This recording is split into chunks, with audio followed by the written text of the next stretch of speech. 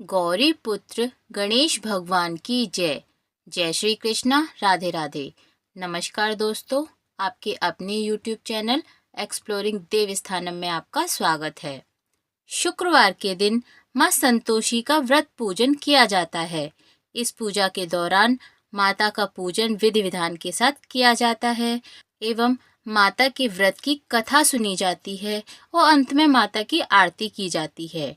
शुक्रवार के व्रत में माता संतोषी की कथा पढ़ना बहुत आवश्यक है। इससे व्रत का पूर्ण फल प्राप्त होता है। तो आइए जानते हैं शुक्रवार के दिन की जाने वाली माता संतोषी की व्रत कथा। एक बुढ़िया थी, उसके 7 बेटे थे। 6 कमाने वाले थे जबकि एक निकम्मा था। बुढ़िया 6 बेटों की रसोई बनाती, भोजन कराती और उनसे जो कुछ झूठन बचती वह 7वें को दे देती थी। एक दिन उसका वही बेटा अपनी पत्नी से बोला, देखो मेरी माँ को मुझ पर कितना प्रेम है। वह बोली, क्यों नहीं, सबका झूठा जो तुमको खिलाती है।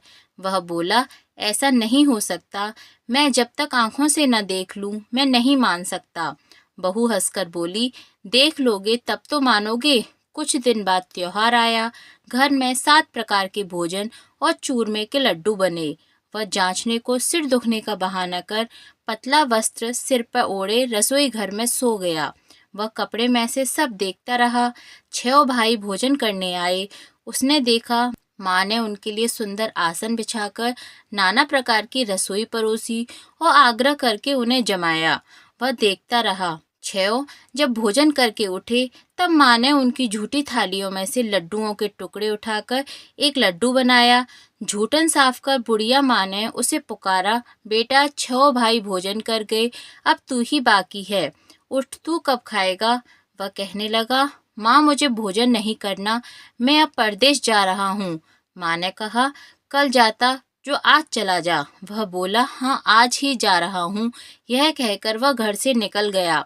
7वें बेटे का परदेश जाना। चलते समय पत्नी की याद आ गई। वह गौशाला में कंडे थाप रही थी। वहां जाकर बोला, हम जावे परदेस आवेंगे कुछ काल, तुम रहियो संतोष से धर आपनो पाल। वह बोली, जाओ पिया आनंद से, हमारो सोच हटाए, राम भरोसे हम रहें, ईश्वर तुम्हें सहाय। 2 निशानी आपन देख, धरू में धीर, सुध मत हमारी बिसोरियो, रखियो मन गंभीर।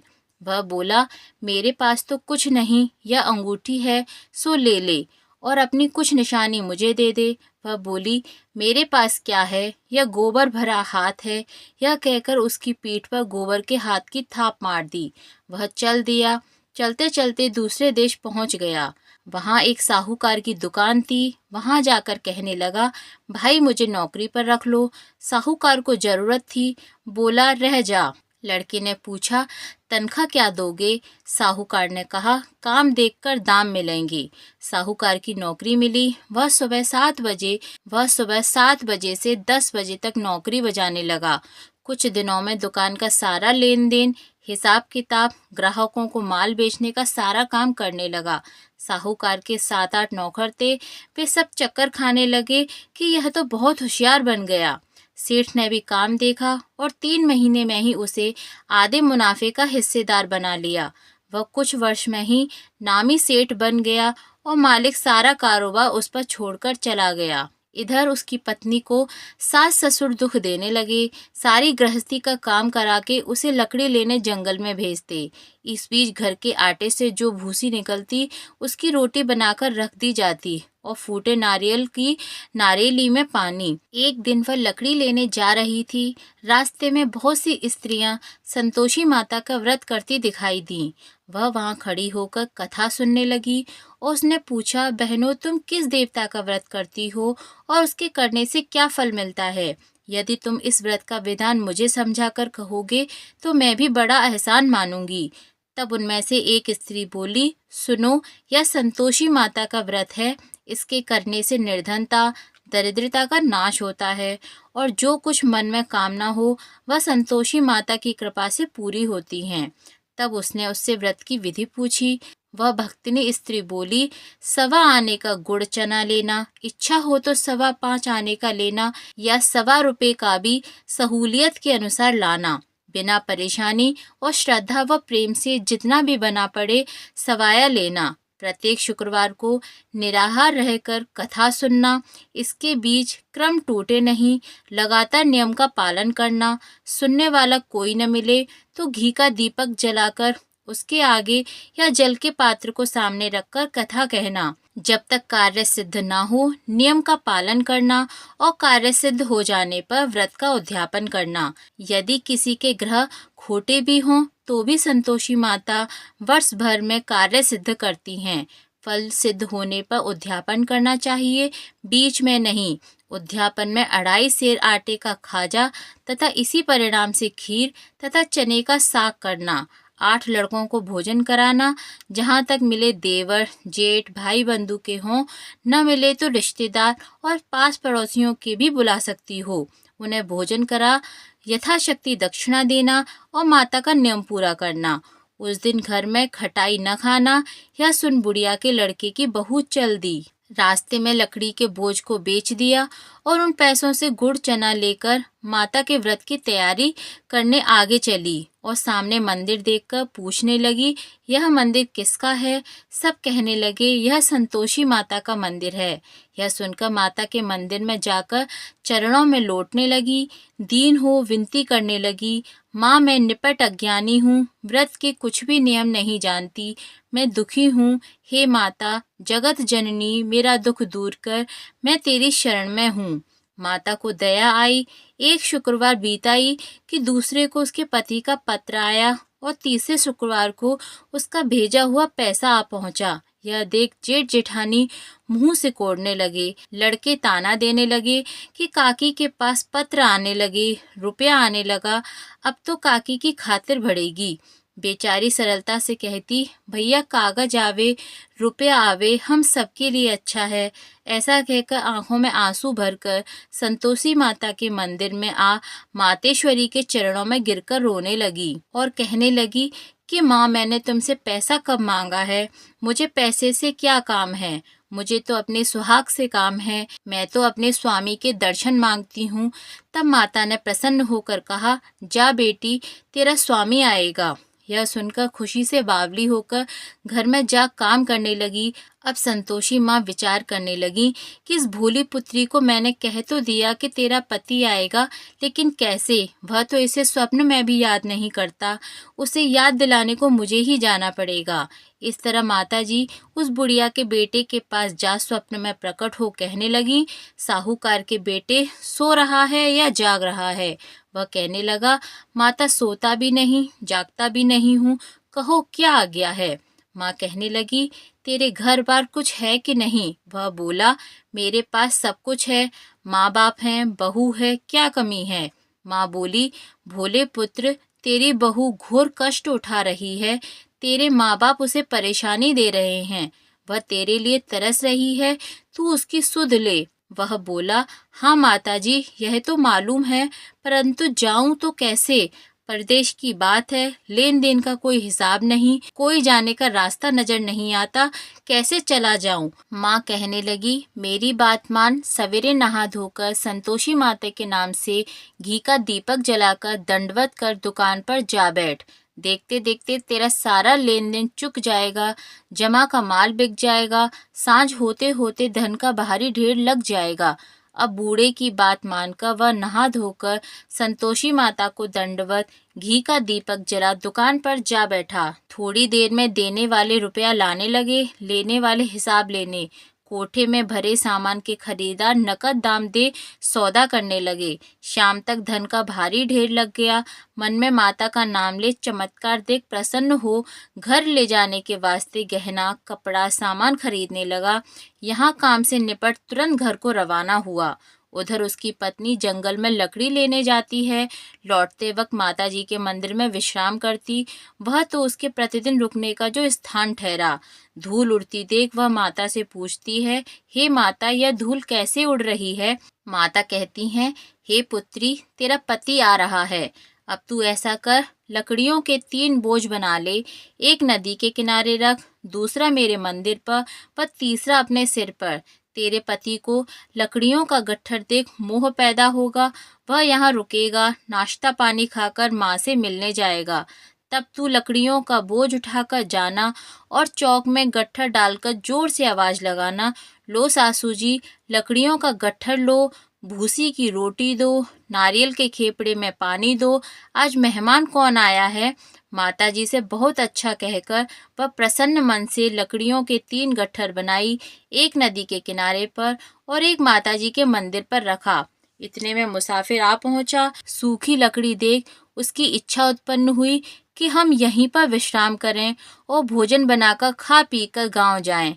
इसी तरह रुककर भोजन बना, विश्राम करके गांव को गया, सबसे प्रेम से मिला। उसी समय सिर पर लकड़ी का गट्ठर लिए वह उतावली सी आती है, लकड़ियों का भारी बोझ आंगन में डालकर जोर से 3 आवाज देती है, लो सासू जी, लकड़ियों का गट्ठर लो, भूसी की रोटी दो, आज मेहमान कौन आया है। यह सुनकर उसकी सास बाहर आकर अपने दिए हुए कष्टों को भुलाने हेतु कहती है, बहू ऐसा क्यों कहती हो, तेरा मालिक ही तो आया है, आ बैठ, मीठा भात खा, कपड़े गहने पहन। उसकी आवाज सुनकर उसका पति बाहर आता है, अंगूठी देख व्याकुल हो जाता है। माँ से पूछता है, माँ यह कौन है। माँ बोली, बेटा यह तेरी बहू है, जब से तू गया है तब से सारे गांव में भटकती फिरती है, घर का कामकाज कुछ करती नहीं, 4 पहर आकर खा जाती है। वह बोला, ठीक है माँ, मैंने इसे भी देखा है और तुम्हें भी, अब दूसरे घर की ताली दो, उसमें रहूंगा। माँ बोली, ठीक है, जैसा तेरी मर्जी। तब वह दूसरे मकान की तीसरी मंजिल का कमरा खोल सारा सामान जमाया। एक दिन में राजा के महल जैसा ठाट बाट बन गया। अब क्या था, बहू सुख भोगने लगी। इतने में शुक्रवार आया। उसने पति से कहा, मुझे संतोषी माता के व्रत का उद्यापन करना है। पति बोला, खुशी से कर लो।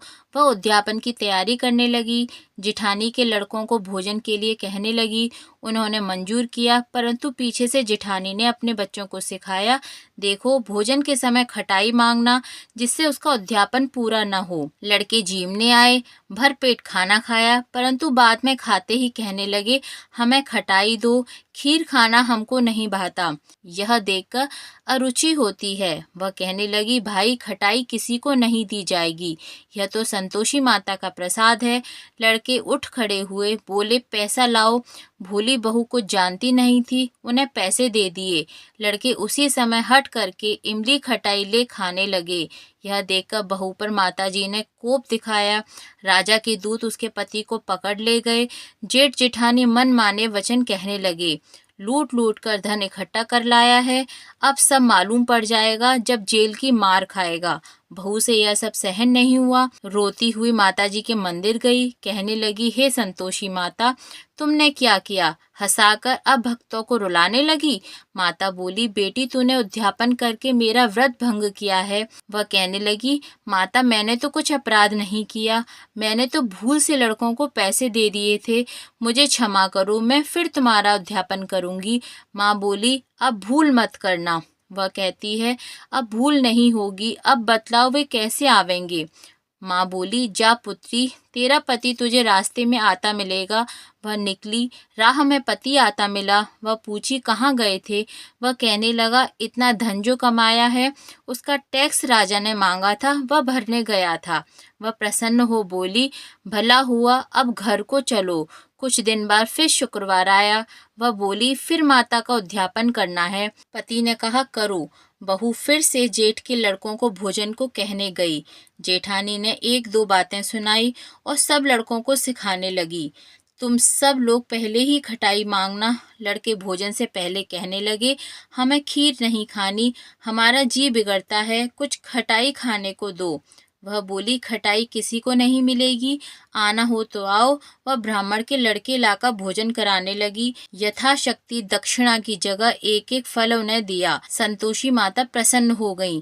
माता की कृपा होते ही 9वें मास में उसके चंद्रमा के समान सुंदर पुत्र प्राप्त हुआ। पुत्र को पाकर प्रतिदिन माता जी के मंदिर को जाने लगी।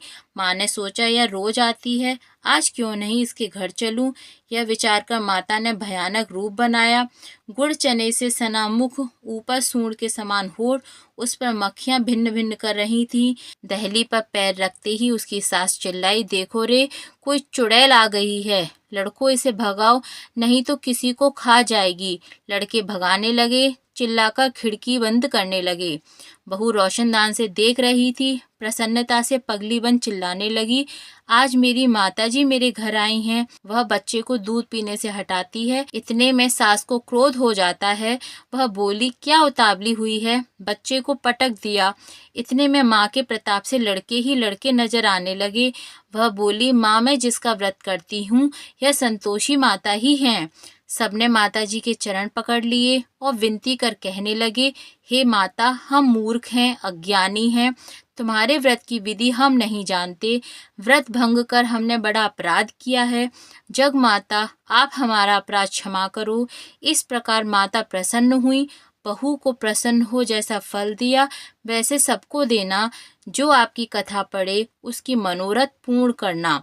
बोलिए संतोषी माता की जय।